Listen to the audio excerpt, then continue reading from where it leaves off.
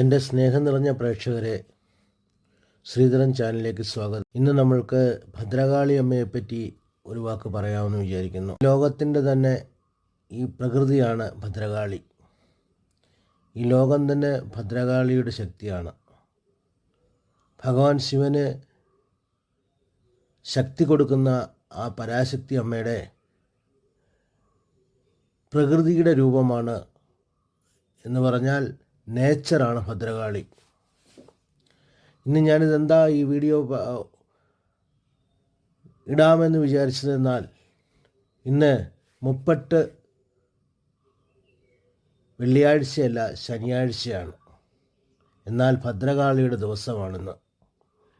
കൂട്ടരെ, ഇന്ന് ഭദ്രകാളി അമ്മയെ ആരാധിച്ചാൽ, മനസ്സുകൊണ്ട് പ്രാർത്ഥിച്ചാൽ, പറ്റുമെങ്കിൽ ഭദ്രകാളി അമ്മയുടെ ക്ഷേത്രത്തിൽ പോയി പ്രാർത്ഥിച്ചാൽ, ഇല്ലെങ്കിൽ മനസ്സുകൊണ്ടെങ്കിലും പ്രാർത്ഥിച്ചാൽ തീർച്ചയായിട്ടും നമ്മൾ വിചാരിച്ച പല കാര്യങ്ങളും സാധിക്കും. പ്രത്യേകിച്ച് നമ്മൾക്ക് ഏതെങ്കിലും തരത്തിലുള്ള ശത്രുബാധകളോ ശനി ഭഗവാന്റെ ദോഷങ്ങളോ കാർമിക് ദോഷങ്ങളോ, എല്ലാ ജാതകങ്ങളിലും നമ്മൾ കാണുന്ന കാർമിക് ദോഷങ്ങൾക്കും ഒക്കെ വളരെ ഇമ്പോർട്ടൻ്റ് ആയിട്ടുള്ളൊരു ദിവസമാണിന്ന്.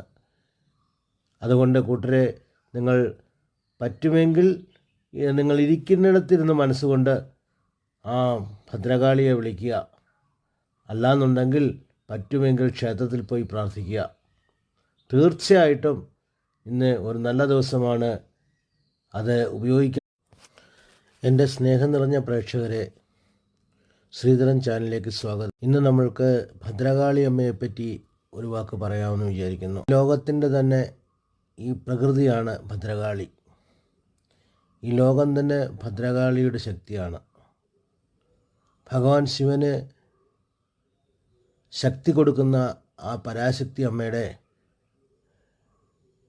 പ്രകൃതിയുടെ രൂപമാണ് എന്ന് പറഞ്ഞാൽ നേച്ചറാണ് ഭദ്രകാളി.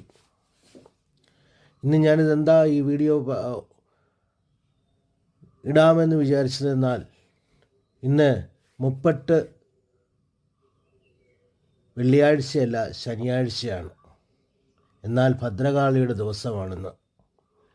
കൂട്ടരെ, ഇന്ന് ഭദ്രകാളി അമ്മയെ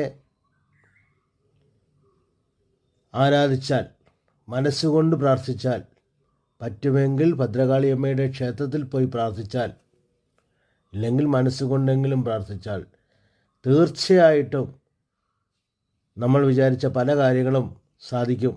പ്രത്യേകിച്ച്